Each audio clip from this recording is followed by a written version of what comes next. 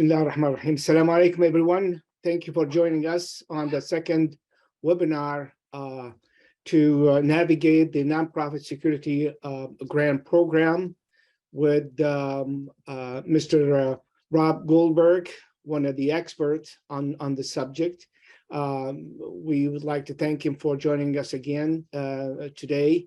The last webinar we had, Rob made a great presentation introducing the nonprofit security grant program to many of our attendees, and I think it was very valuable. Those recording and the notes that Rob presented in the first webinar are on our online, and we would be glad to post those again. They are in the email that we sent out to the community about the webinar. And today's webinar will also be recorded, and we will be able to share this webinar with everybody. Again, Mr. Rob Goldberg, he is the principal of Goldberg and Associate, is a longtime nonprofit public policy advocate who, for more than 2 decades, is greatly responsible for the advent funding and implementation of the Federal Emergency Management Agency's nonprofit security grant program. He provided, federal funding. The NSGP provides federal funding for security enhancement to faith-based and nonprofit organizations that are deemed at risk of a terrorist or violent extremist attacks. Most recently, NSGP provided up to $150,000 per grant, up to 3 grants for applicants with multiple sites, totaling about $450,000. for the purpose of investing in physical security enhancements and equipment, security planning, training and exercises, and contracting security personnel. Rob will share more with us today on this special webinar, how to navigate the application, which is very important. Last time, Rob mentioned that only 2.5% of the grant were given to Muslim organizations, largely due probably to incomplete application, improper filing, and maybe a lack of completeness on the application. So this webinar would be very important because it will explain how to navigate through the application or the profit itself, the nonprofit grant program itself. For those who are or will be interested in receiving professional advice and professional service, of course, it's going to be for a fee. We are here to help. Just contact me. We will arrange that. We need to start soon because this takes a lot of preparation, which Rob will go through. And the sooner we start this process, the better for you, and the more likely that you will be on time to file with most or all of the requirements are in place. With that, I would like to turn the presentation to Mr. Rob Goldberg to make his presentation today. Rob, it's all yours. Thank you, Mr. Jamal. And I would just add to your point, of that 2.5% in terms of the results for this most current grant cycle, that equated to $6 million. So it's significant resources. And I suggest that in addition to maybe some of the challenges folks had in applying, the other side of that coin is maybe not enough folks applied. So the under subscription within the Muslim community may also be a factor. And that's why I hope within this audience and friends who may be with us today or will join us, at some future time, who have not participated before, will look at our materials and our webinars and understand that with some help and that it's not as insurmountable an application as some may think at first breath. So with that, I'll jump in.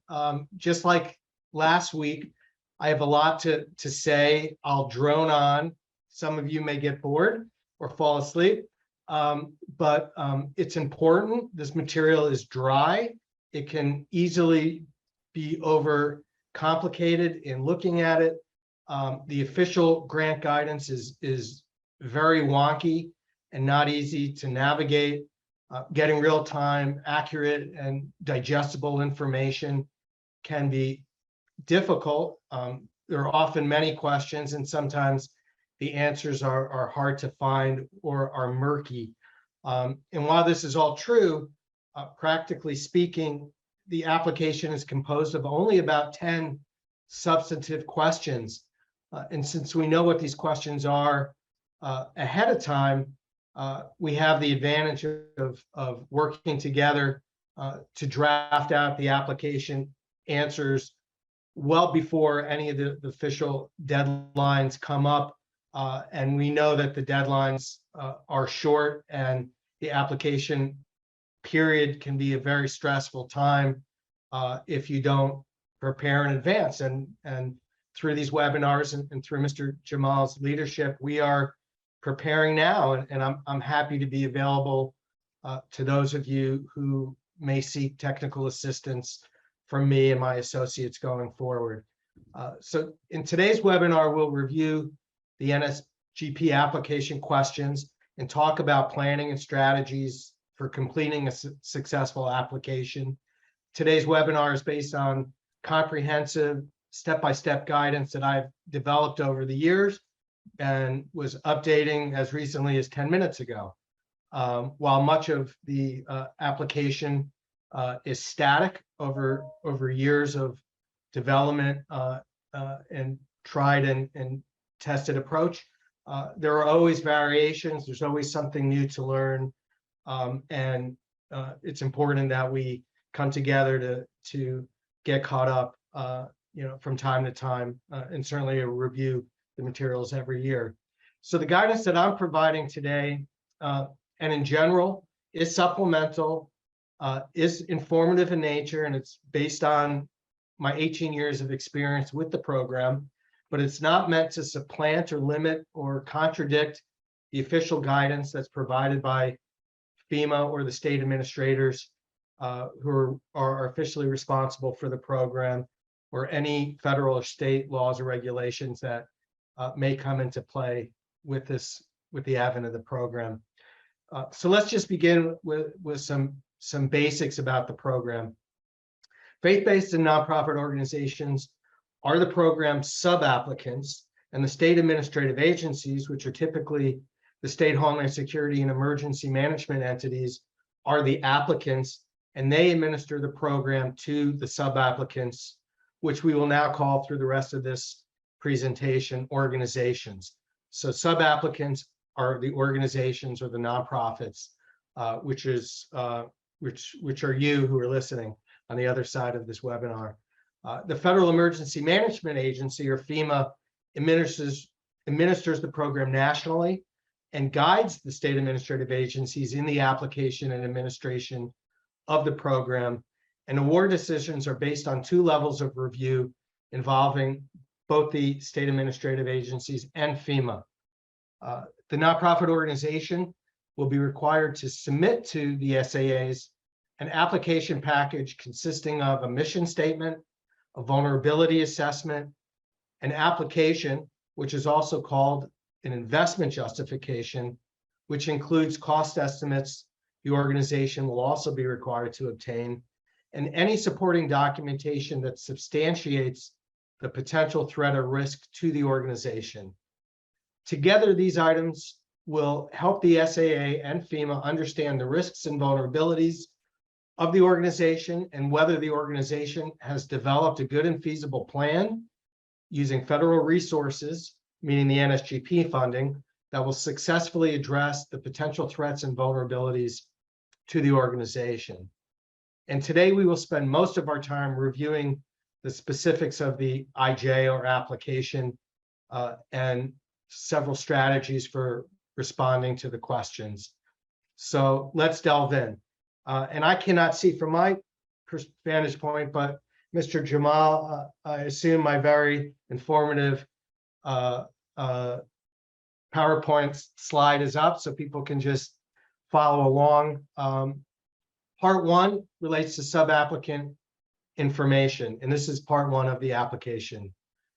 There are a number of questions in this section that focus on the organization's general demographics, and they may appear ministerial and straightforward, but the answers given in response to certain of the questions that pertain to the organization's mission, type, and affiliation can actually strengthen the organization's profile as potentially at risk of a terrorist or terroristic attack due to the organization's mission, the people and community it serves, its ideology, and beliefs.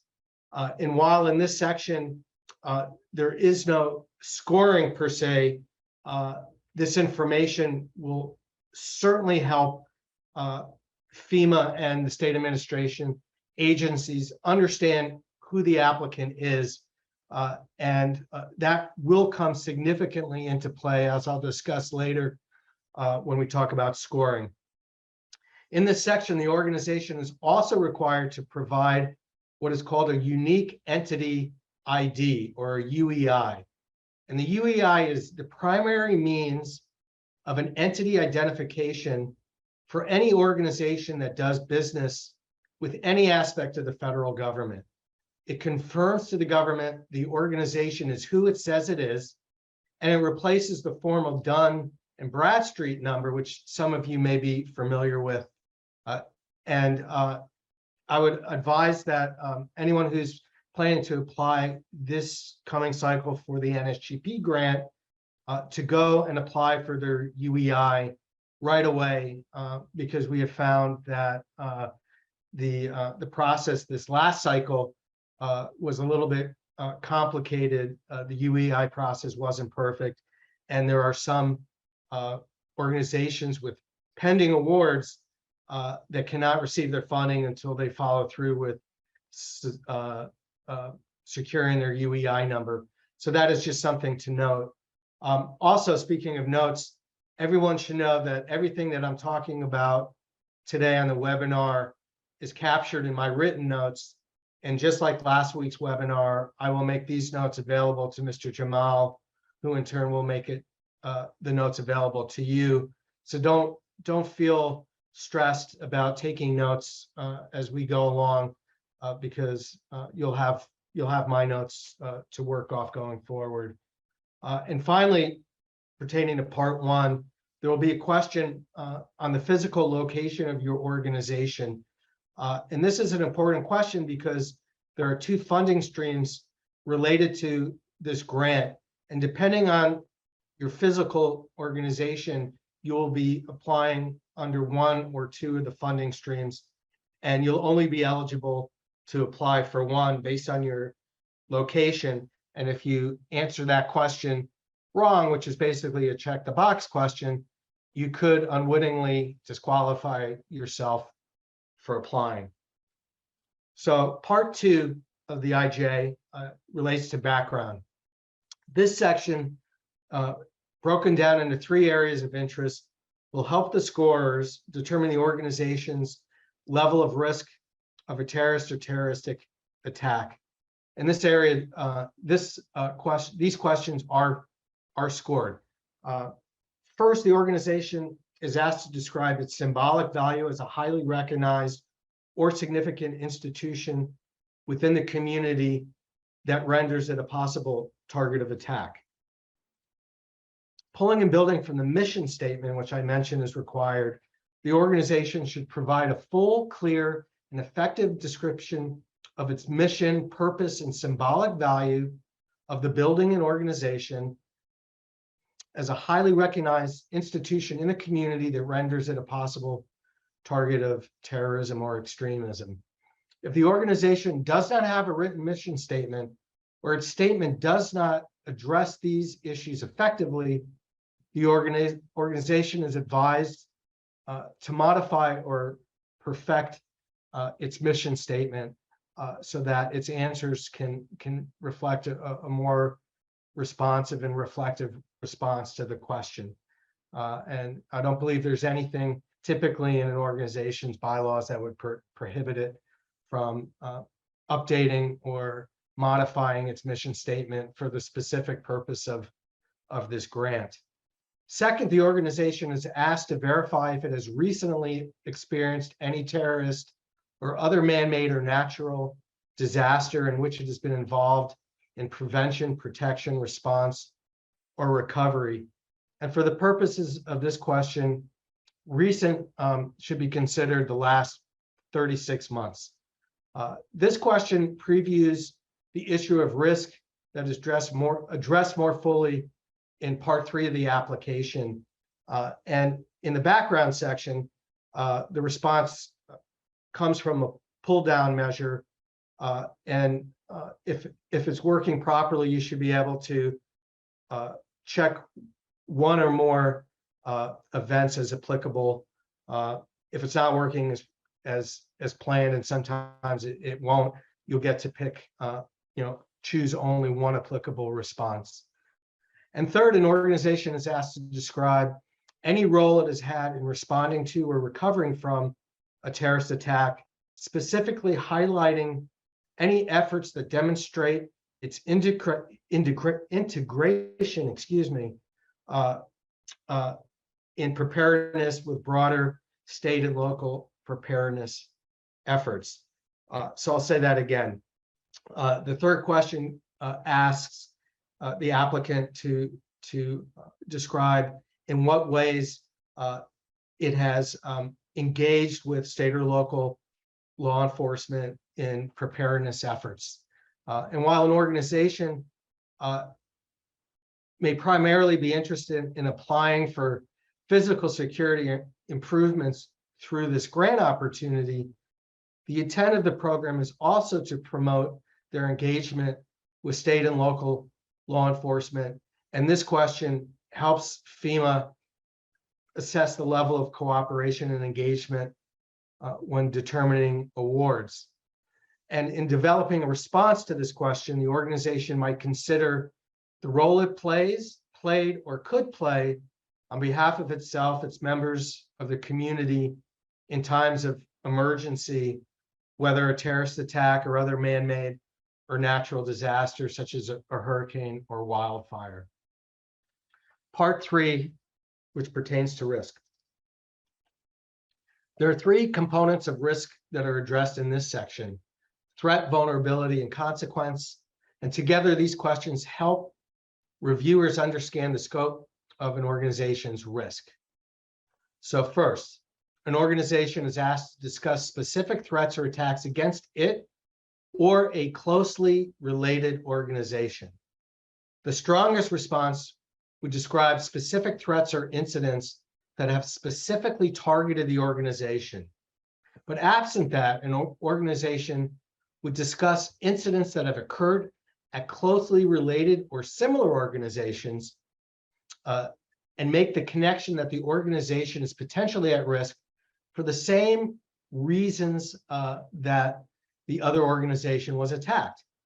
Also, any risk described in the response should have a causal relationship to a potential terrorist or terroristic crime. For example, our mosque was broken into last fall, see police report, and our inner sanctuary was spray painted with hateful language, and it being, which is being investigated as a hate crime. However, had this break-in been conducted by a domestic violent extremist, it could have experienced harm to life or significant destruction of property. The point being is that the grant is a response to a terrorist or terroristic threat and not a hate crime per se or other common crime. However, if the risk was such that it could also be attributed to an extremist experience, we would want to make that case in responding to that question. Second area of focus, an organization should describe its susceptibility or vulnerability to destruction, incapacitation, or exploitation should a terrorist attack or a terroristic attack occur. This response is to be based on the findings from a completed vulnerability assessment and reflect an understanding of the potential vulnerabilities and identified priorities of response that are set forth in the vulnerability assessment. This is very important because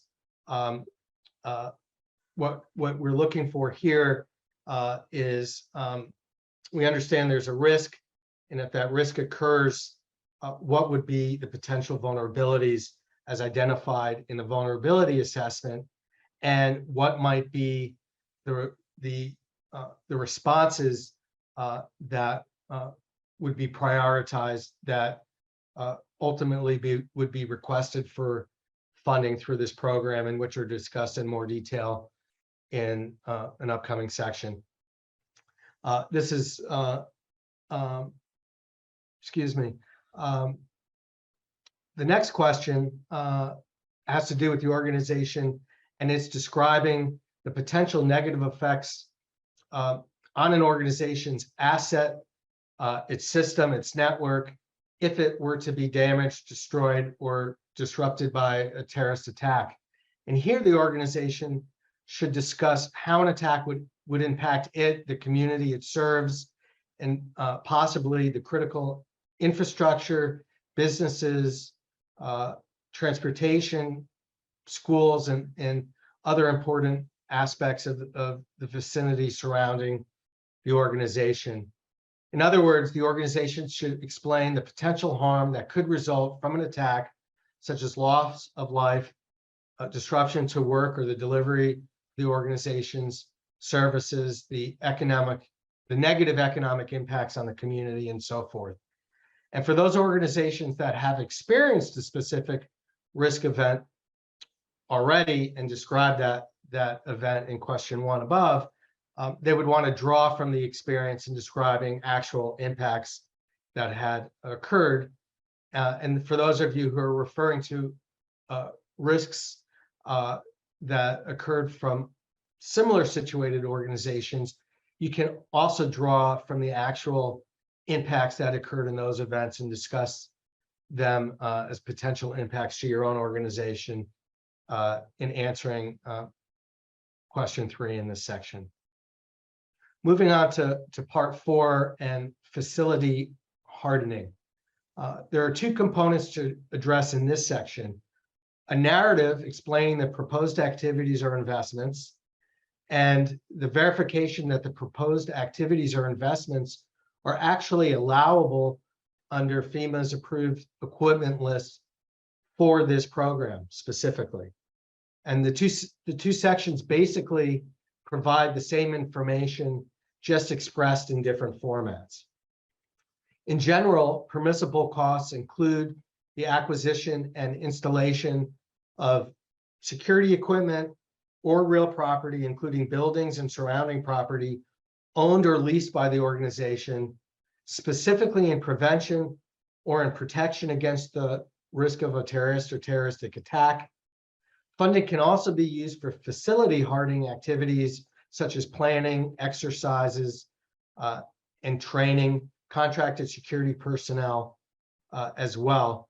And there are about 30 permissible categories on the approved equipment list that can be approved and paid for through the Nonprofit Security Grant Program. All permissible costs to be considered for NSGP funding, however, must be identified in the vulnerability assessment and also set forth in the facility hardening part 4 of the application. If they're not in both, then they will not, even if they are eligible, they cannot be approved for funding. So in section 4A, an organization must describe each proposed activity or investment, identify the vulnerability that it addresses, again from the vulnerability assessment, and detail the cost associated with the activity or investments. And the detailed costs would come from estimates that the nonprofit will obtain as part of an assignment in putting this application together. So for example, if an investment was for fencing, you might say fencing, 240 feet of 8-foot chain length fencing, topped with 1 foot of barbed wire to address vulnerability to breaching along the west side of our facility, which equates to 240 feet at $208 per foot, totaling $55,000, period. That's one sentence. Similarly, in section 4B, you would address the same investment as follows. You would provide the AEL number for fencing, which is 14 SW01 WAL, barriers, fences, jersey walls. You would submit the vulnerability addressed is a potential breaching along the west side of the facility, and you would input the estimated cost at $50,000. And this all would be in a drop-down menu style on the application and very easy to input. It's important that you check your math because the cost estimate in A must match B, and the cost estimate that's input in B will automatically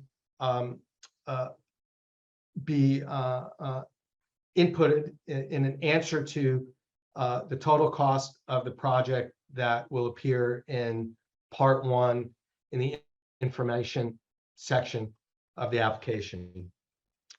Moving on to part 5, or milestones. The milestone section of the application includes fields that capture key estimated activities and dates that sequentially build upon each other towards the completion of all approved projects in the application within the period of performance. So milestones may include descriptions, start and completion dates for securing bids, hiring vendors, ordering, acquiring, installing, testing, and training on equipment, submitting required administrative paperwork, and so forth. The section will help the scorers assess the organization's understanding of the scope and nature of their project, and the project can be completed with the time allotted. And there are several basic categories, and that's information that I certainly will provide further to folks who are working with me. Project part 6, project management, has 3 main focuses. First, the organization must show it has worked out a management plan, including assigning and outlining responsibilities to competent people, and has thought through the administrative and implementation processes. In part 1, the organization will capture the name, contact information, and experience of the management person or team who will be involved in carrying out all approved projects and activities. Where there are unfilled positions or incomplete management plans, it is appropriate to include placeholders, which convey to the reviewers that the organization is thinking through the planning and that it's an ongoing process. Second, the organization must identify any potential challenges it might experience along the way and explain how it would address or resolve those potentialities during project implementation. There are always potential challenges that might come into play when doing a project that will need to be resolved for complete implementation. And in this part 2, the organization should be forthright about identifying what the possible hurdles might be and how they would deal with them. A realistic assessment of challenge will be viewed by the reviewers positively and not negatively. So it is important to be very thoughtful and forthcoming in their response. And third, the organization must show how it has or will incorporate outreach and engagement with state or local law enforcement through the project. Some level of coordination with Homeland Security partners is expected, and this question is intended to draw that out. So a few examples of what that might be. If law enforcement if a law enforcement agency is going to conduct your vulnerability assessment, you would explain that here in this section. If an organization intends to contract with law enforcement to provide on-site security service at the organization's location, or maybe contract with the local law enforcement in security training exercises, you would want to highlight those relationships here. And also, if the law enforcement agency provides various community security programs of one type or another, the nonprofit applicant may want to invite and host the law enforcement agency to provide that type of community programming at its location. Those are just 3 possible examples. There are many more potential types of coordination and engagement that folks could provide and discuss here. Section 7 or Part 7 relates to impact. In this section, the organization is asked to explain how the investments, if implemented, will be successful. Here, the scorers want to know if they provide you with the funding that you strongly and clearly can express to them how that your efforts will be successful. So here, your response, you would include a self-assessment statement and how in practice the proposed investments requested in Part 4 of which is the target hardening section of the grant will most efficiently and effectively reduce the risks and vulnerabilities that were identified in Part 3 of the application, and thus will protect against the consequences of potential terrorist or terroristic attacks. For example, the vulnerability assessment found that the organization's religious school is vulnerable to an intruder because it has multiple unsecured entry points and no access controls. It is vulnerable to an intrusion that could place the lives of the children, faculty, and visitors at risk of an actor-shooter incident. Other schools have previously been targeted by active shooters. This could lead to multiple casualties, including loss of life. It is possible that the school would not be able to recover and remain open in the community if such an incident were to occur. But through the acquisition and installation of the access control system and the plans that we have to create a single point of entry through this grant, and coupled with our training on the system that we will implement as recommended as a priority in our vulnerability assessment, the school will be able to prevent a possible active shooter attack and the negative impacts we discuss above. So other application highlights. Funding history.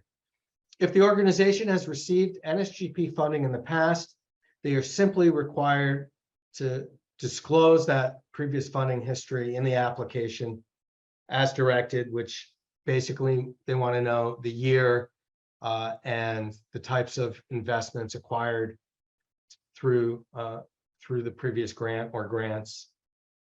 They will ask for a point of contact, and the organization must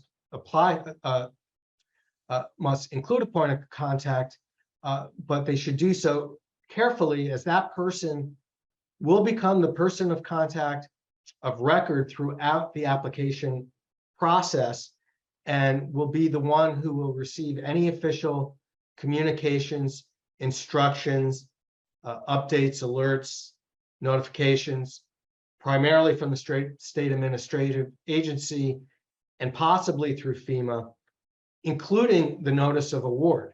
So just make sure that the point of contact provided is someone who's not temporary, and I would say someone up the food chain.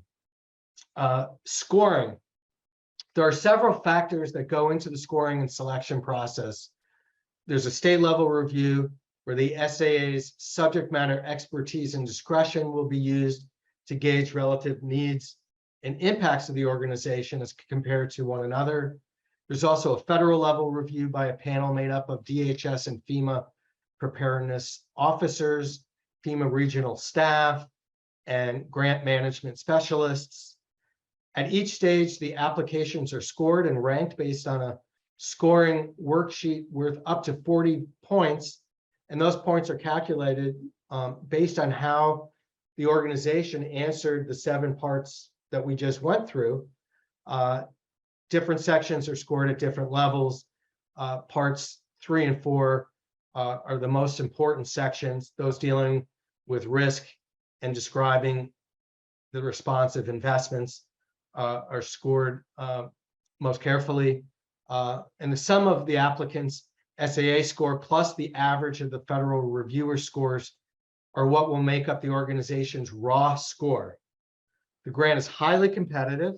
Therefore, the organization should never leave an open question, and partial answers are always better than no answers at all. Additionally, organizations must especially be careful to answer the questions in the sections where they are asked, because the right answers in the wrong sections will earn 0 points. Final score is also something that we need to talk about. Once the raw score is determined, that score will be multiplied by a factor between 1 and 3, depending on whether the organization is ideologically based, spiritually based, or religious based, or whether they are an educational institution or a medical facility, or the third category, other, any other type of organization. And under final scoring, an organization that is at heightened risk due to its ideology, beliefs, or mission will be strongly prioritized. And what I've just talked about here on final scoring is probably the most important lesson I could convey to you today for a successful application. You must convey in many ways throughout the application that your organization is at risk based on your ideology, beliefs, and mission, which would be scored by, your final score would be scored by a factor of 3. Then let me just close by talking about the bonus points. Underserved communities, starting last grant cycle, can receive up to 10 or 15 bonus points added to the final score, and the determination of whether an organization is in a high or very high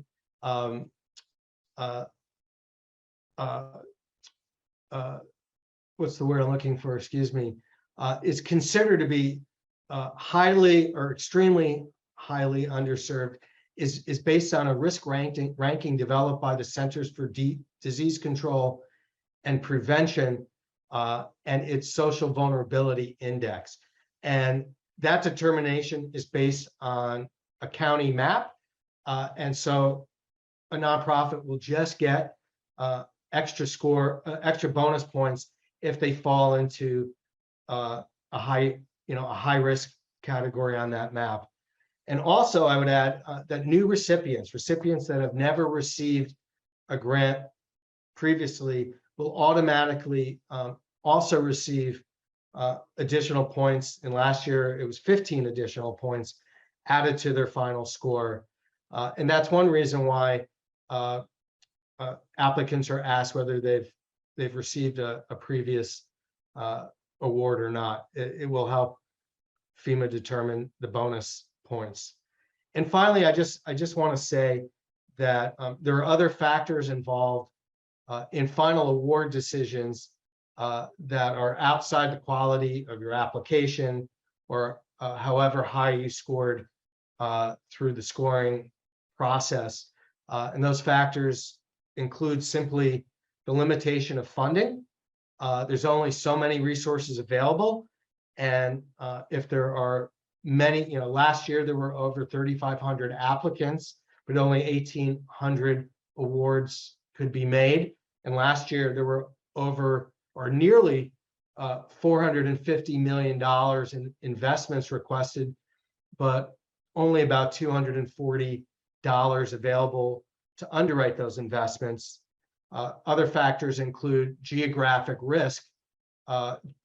Based on state risk analysis, states and regions are ranked nationally by likelihood of risk, which has an impact. And there are also national intelligence concerns that may come into play.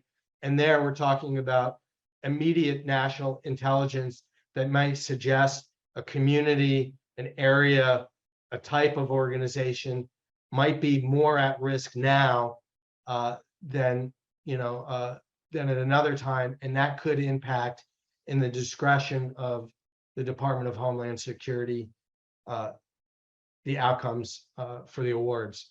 So, Mr. Jamal, with that, I will stop. I know there was a lot of information there. I actually tried to put some shortcuts in my remarks, so my written remarks are actually more detailed than what I've just discussed. But with that, I will open up to question and answers. And like last week, I'm happy for you to host that and to make any comments yourself in addition to what I've just discussed. Well, thank you, Mr. Goldberg, for a very, very comprehensive, good overview how to navigate the applications, the requirement, the different sections. Very valuable information. We really appreciate it. I do have some questions here from people. I would start with Angela Habib because she has raised her hand. So I'm gonna actually allow you to speak so you can actually talk. Go ahead. You are muted, so okay, go ahead. Oh, my question has been answered, but thank you. Oh, okay. All right, good. Good. We have another question from Ahmed Faid. How often can an organization apply?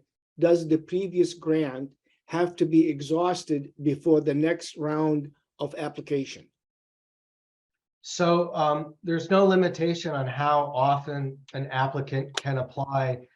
And if an applicant is still working in the period of performance for a previous acquired grant, that does not prohibit them from applying either.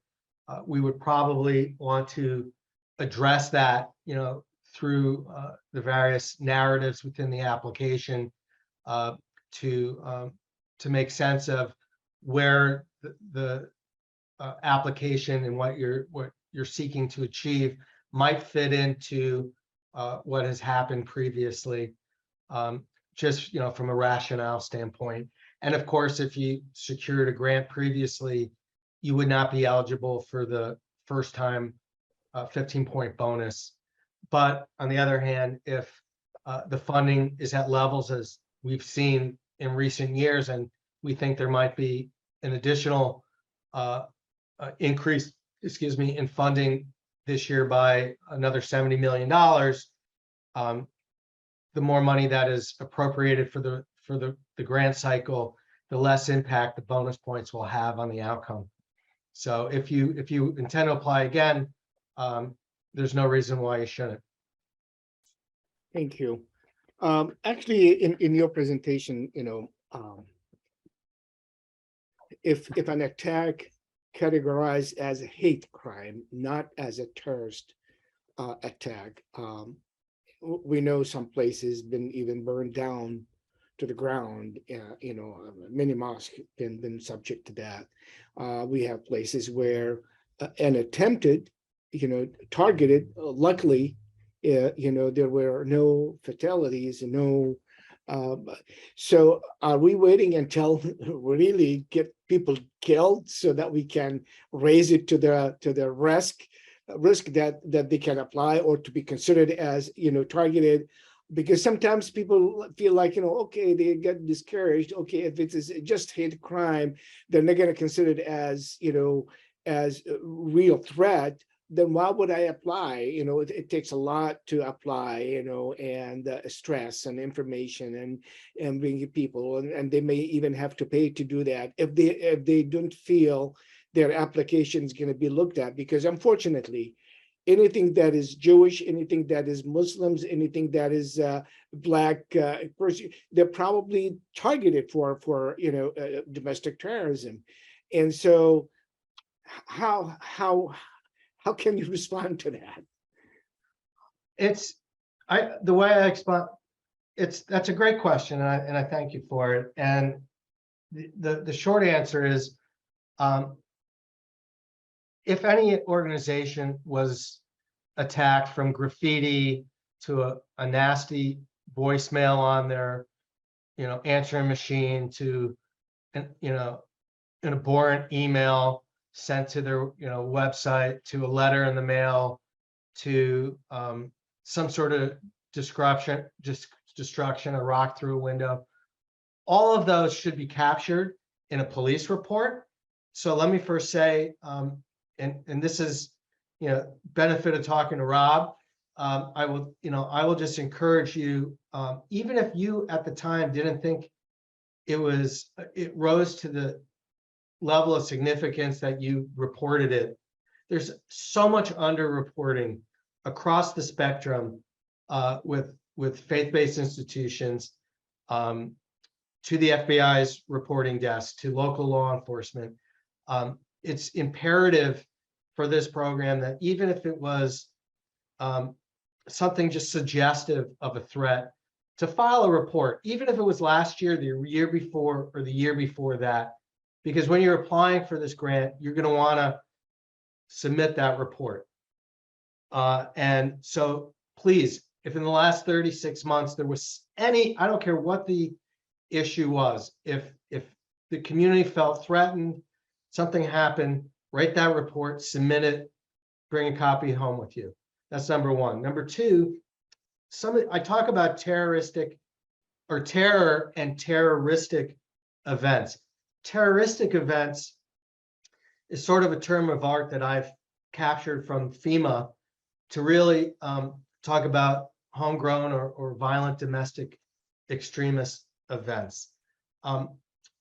The challenge for FEMA is that the grant is authorized under federal federal homeland security laws that were enacted in 2004, 2005, that have a very narrow definition of what terrorism is. So to some degree, it binds FEMA hardliners into, in terms of what they would consider applicable for this program. But the FEMA grants people understand, and also the administration understands, and Congress understands, that terrorism by the official definition happens extremely rarely, but these terroristic events or violent extremist events are happening much more frequently, and hate crime events. So there is flexibility in what they will approve or disapprove for this program. But when I talk about defining the risk, particularly in Section 3, Part 1, we want to at least make a causal relationship. And I spoke about it. It probably didn't come across clearly, but the causal relationship is, if something happened in real time as a hate crime, that's important to note, capture, and talk about, and it was specific to the nonprofit, which makes that nonprofit particularly of interest to fund because it happened to them. But in the description, you'd want to talk about how that vulnerability could also be taken advantage of by a terrorist or a terroristic person, and therefore the type of investments that you're applying for would respond to a terrorist event just as it would apply to a hate crime event. So it's talking causality to strengthen the argument. So it's strategy. But if you had spray paint, a phone call, a letter, an email that was less than terrorism, but was a threat, file a report, capture it, talk about it where asked. And if you're an organization that didn't have a specific threat against it, but is a mosque, is a center, is a school, and there are other mosques, centers, or schools that have been bombed, have been arson attacked, have been shot at, or something else, and it was in the same state, it was in the same community, that's a stronger case. If it was in the same county, that's a stronger case. If it was the same state, outward concentric circles, then that's stronger than if it happened somewhere nationally or happened internationally. So the strategy is to talk about events that are as close a nexus to by geography to the nonprofit itself, but there's ways to make the case, and you're always trying to make the strongest case. And we have strategies for that. Okay. Great. I think that's that was important to highlight, because we did, like, for instance, many times we ignore or we dismiss or we belittle threats that come. We say, oh, that's just somebody. But I think we should document that. We at our organization, we received many emails from Armageddon to that Muslims are evil and this and that, and your time is coming and all these things, and we just dismiss. It's just an email, even letters. But as you said, we should not ignore such little things, because they do build up, they do establish a trend, they do establish a target. That means you are targeted.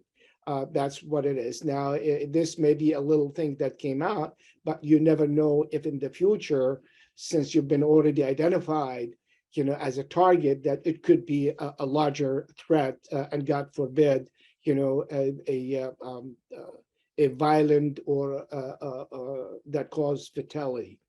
I have another question here. It says our organization is in Baltimore. So what source we can depend on to know if we are eligible for state funding in addition to the federal one? That, in case I understand you well from the previous webinar last week, does it make sense? So if you're located in Baltimore, under the federal program, you would remember I think I mentioned there are two funding streams. There's a funding stream for under what's called the Nonprofit Security Grant Program Urban Area, and the other funding stream is the Nonprofit Security Grant Program State. In recent years, both funding streams have been funded at the same level. So this past year, each received $125 million. If you're located in Baltimore, I can tell you, just because I know, that Baltimore each and every year will be designated by FEMA to be an urban area community. So you would automatically check the box, located in an urban area, and that's the program you would apply to for the federal program. For the state program, I'd have to look into it to see when their program opens, when their period of performance is. Has it just happened? Will it happen? Is there funding? Is there funding planned for an upcoming cycle? And whether or not it is administered by the same agency as the federal. In many states, the same state administrative agency will administer the state authorized program as the federal authorized program, but not all do. So the short answer is, you could do a little digging, or I could do a little digging to see what the status is of the state program and whether the state program has any requirements relative to the federal program. Because some state programs will say, apply for the federal first, and depending on how your result, you can then apply to us, or they may have no connection at all. It really depends on each state. So there's two or three things to look at that come about from that question. And they're easy though to get to the bottom of. And the bottom line is, if there are two opportunities and potentially can expand the total pot of money for an applicant to pursue, there's no reason not to apply under both the federal program and a state program if it's available. And I know many community organizations that do apply for both. They wouldn't think twice about it. I think there's always lots of need for added security.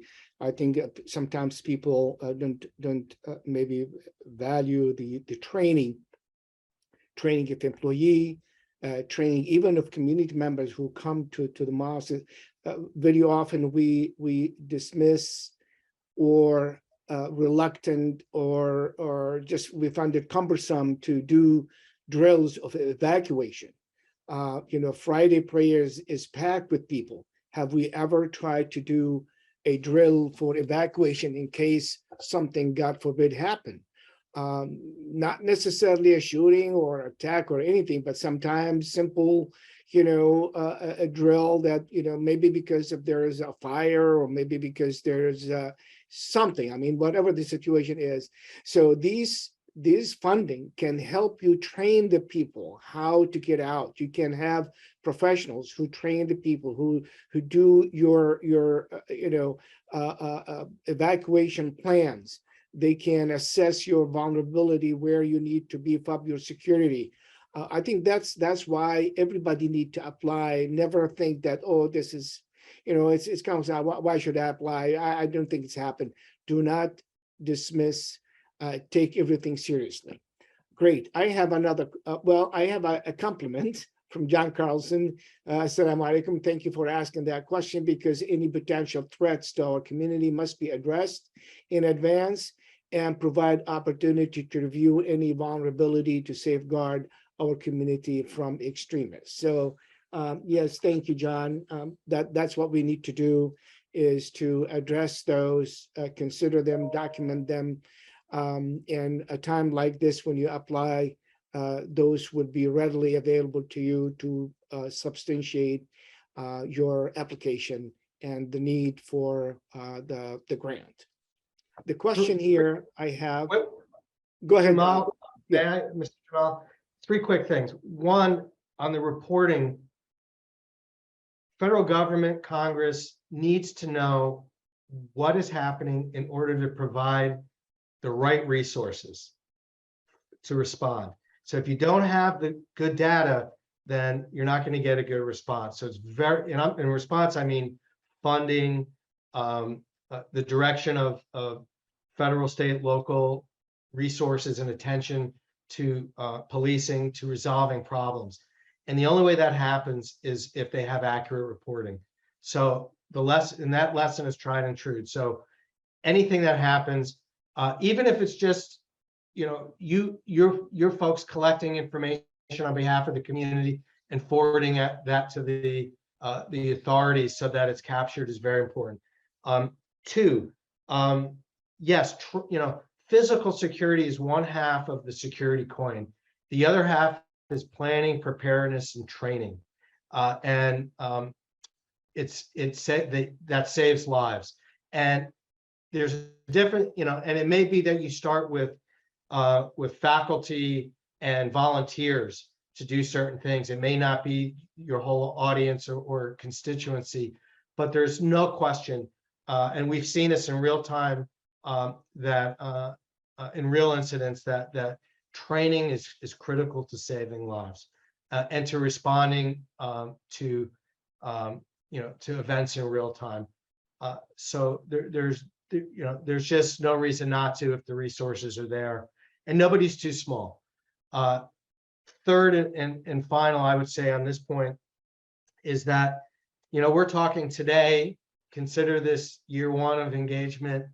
It's always difficult in the beginning to organize and to prepare, but if you have these types of webinars and get-togethers, this cycle, next cycle, the following cycle, train the trainers.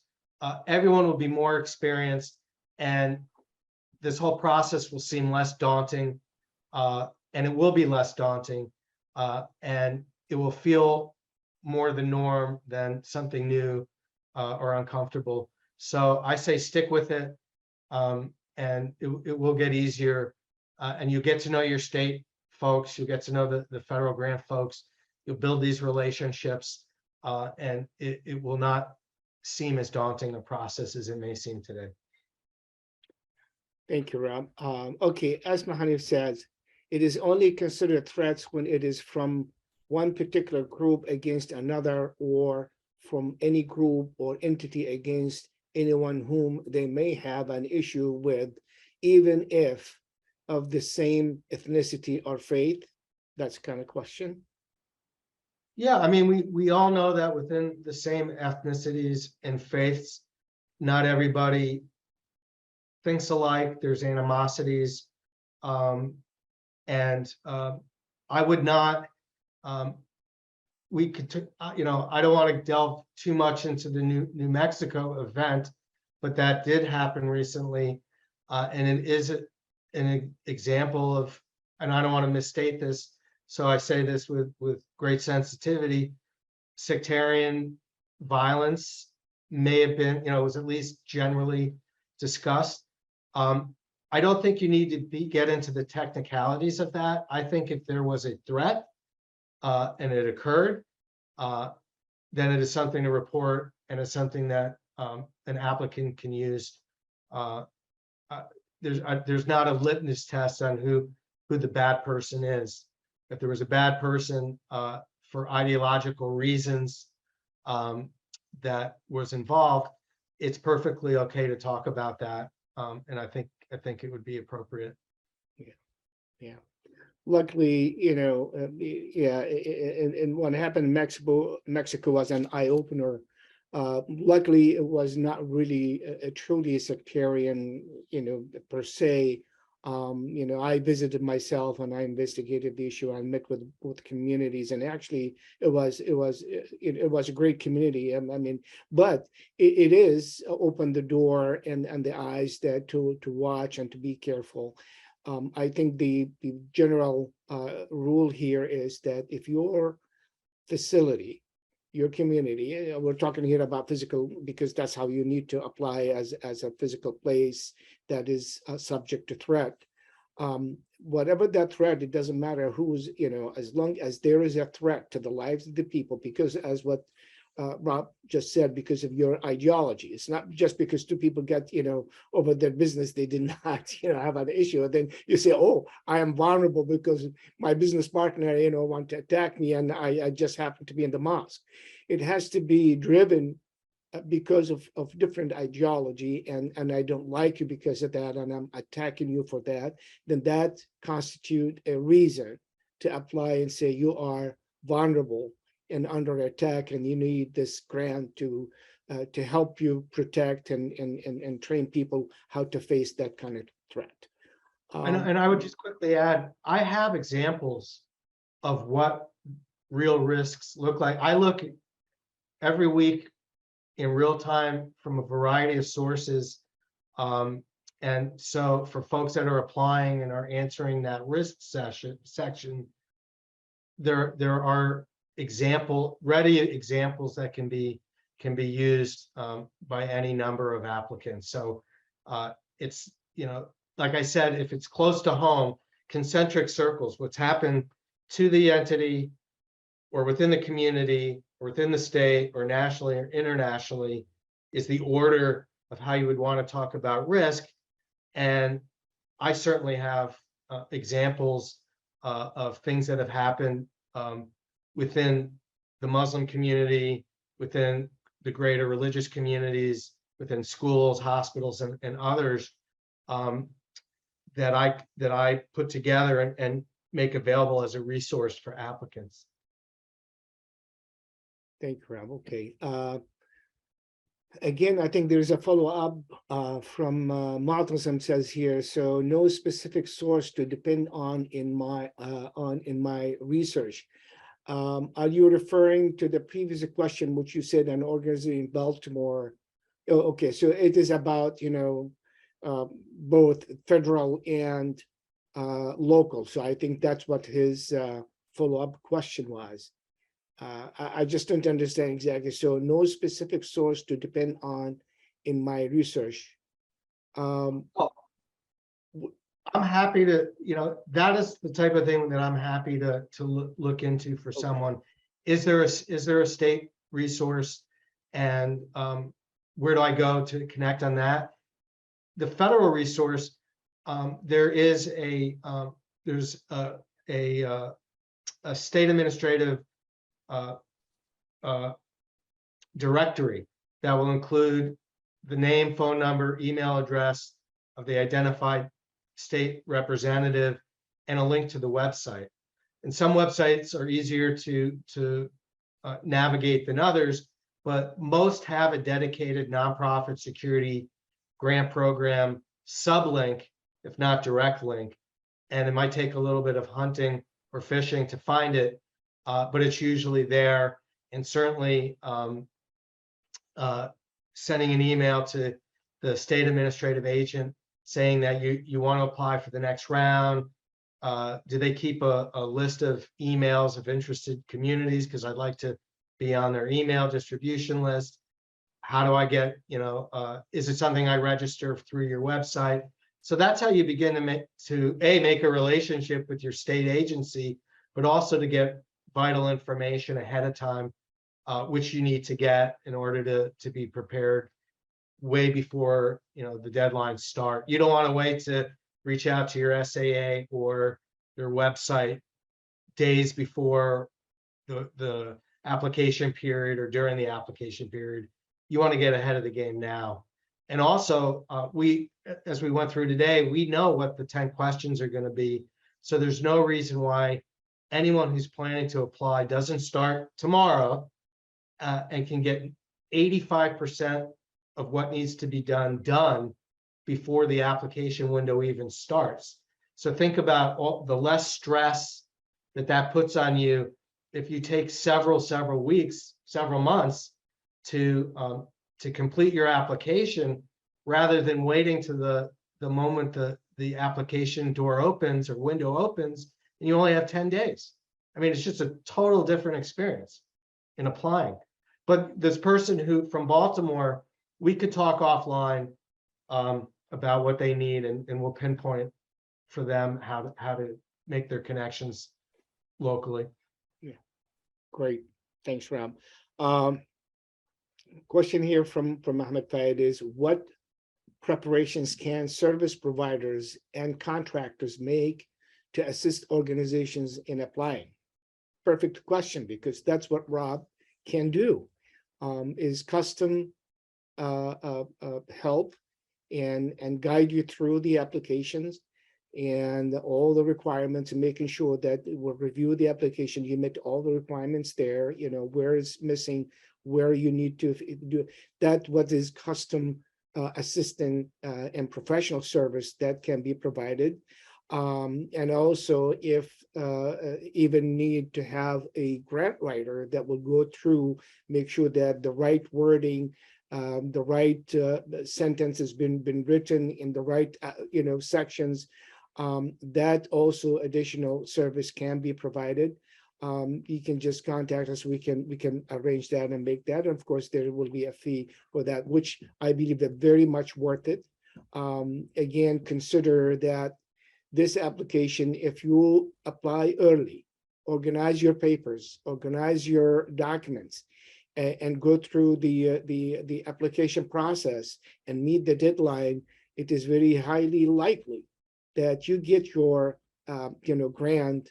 But that will require this kind of time lead that you are ahead in the game and secured it. So whatever you spend in this preparation will worth it to get the grant. Rob? And yeah, a couple of things. One, I mean, right now at the current funding levels, about a little less than 50% of applicants are funded. And you have to understand that some applicants will never be funded for some reasons. And it could be just, they're a nonprofit music society, and they just don't reach the level of likely threat. So even though they're nonprofit and are eligible to apply, it's unlikely that they're going to be a target of an attack because they play classical music at their symphony. So they may never get. Other nonprofits, other applicants may not get because they're not a nonprofit, or they're a 501c4, not a 501c3. So they're just not eligible. But early on, when the funding levels were much less, the percentage of successes were like, a quarter, 1 in 4 chance. So right now we're at a 1 in 5 chance. And if we get additional $70 million added on top of the program to $360 million for the next cycle, we'll probably see that even, the percentage will favor the nonprofit even more. And, for a competitive grant, that's a pretty good return. And certainly the quality of an application will make a big difference. The other thing, though, I'll add is that nonprofits that do it themselves are in a way preferred by FEMA and the states, because the do-it-yourselfer, it's your grant, it's your facility, it's your constituency, it's your building. You have insight and information as in first person terms, where a grant writer across the country doesn't know you at all. So, so there's a little bit of an inherent bias in that. And the reviewers will see the difference between a generic application and a personal application. They'll see through that. They'll also see through cookie cutter applications where, where they see the same language over and over again. So they know that this comes from some machine operation, and we don't want, mechanical operation. We don't want that either. That will not be successful. So the do-it-yourselfer route is important also because on implementation, for the most part, the organization is going to be responsible for implementing the program. So an organization that has the ability to apply successfully will more likely have the ability to implement the project successfully as well, because they have, they're invested in it. They're not simply hiring out to do the work. So that, that's just some general feedback. In terms of the grant writers that I work with, I'm a grant writer, but I can't sit and write everybody's grant. There's just too many people that I assist. But I review sections and draft responses and fill in blanks and redline language and verbiage to keep people on track and focused and properly responsive. But I also work with grant writers who are not the cookie cutter operation, who I know personally, who are successful and whose work gets reviewed by me in the end anyway. So there's nothing that my grant writers will write for you that I'm not approving in the end. So I just want you to know that as well. I'm not just subcontracting work out. I won't let you submit a grant that I haven't looked at. So I'll stop there if there's more questions. Okay, thank you, Rob. I think that's all the questions that I had here. I think they were good questions, and I believe they were very good answers as well. The presentation itself was really very informative. Again, we will have the recording of today and the notes available. We will send that out also on the newsletter. Those who are with us, I'll make sure that I do send you email with the link to these as well as the previous ones. And so those are actually on our YouTube channel. So if you just go to USCMO channel on YouTube, you will be able to see that. But I will provide you with all the links that you need. And please, if you see that these webinars were beneficial to you and you would like to pursue a contracted service, let us know. We'll make sure that we can arrange that. We work out this with Rob.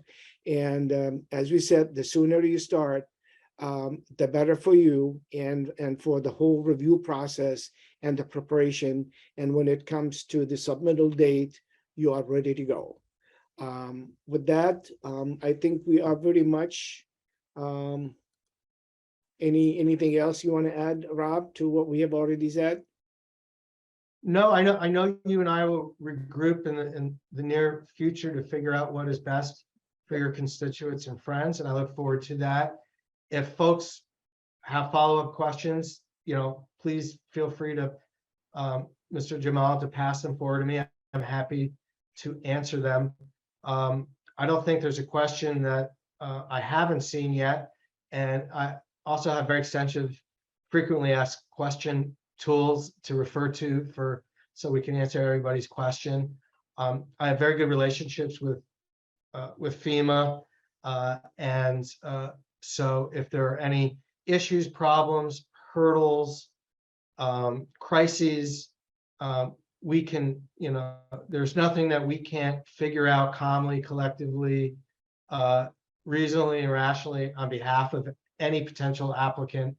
And I just, I look forward to working with you and your folks. And I think this is a great opportunity, and the resources are there. Like I said, $6 million for you all last cycle. And I think that there's many more resources available for those that, that want to apply. Great. Thank you, Rob. All right. We are coming to the end of this webinar here. We thank Mr. Rob Goldberg for his valuable time and the great presentation that he shared with us today.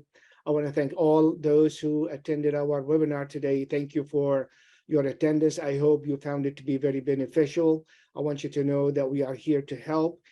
Feel free to reach out to us, and we will be able to respond to your questions or your needs, and to work with you if you plan to apply for this grant. And until other and next webinars, we wish you all the best. Thank you, Rob, again, and thank you, everyone. Thank you. Salam to all.